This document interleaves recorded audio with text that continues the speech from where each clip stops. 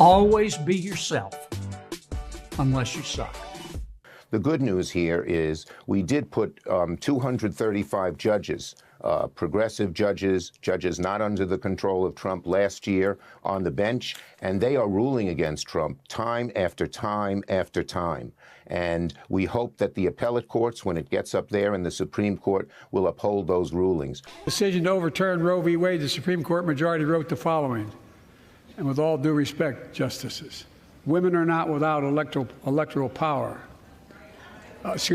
Electoral or political power. You're about to realize just how much you're right about that.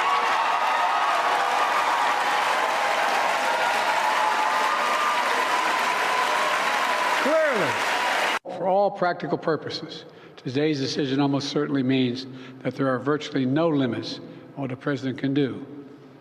This is a fundamentally new principle, and it's a dangerous precedent, because the power of the office will no longer be constrained by the law, even including the Supreme Court of the United States.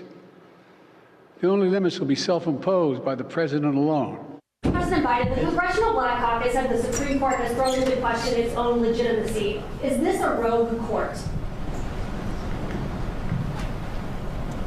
This is not a normal court. For more than 2 centuries, it's been established that impeachment is not an appropriate response to disagreement concerning a judicial decision.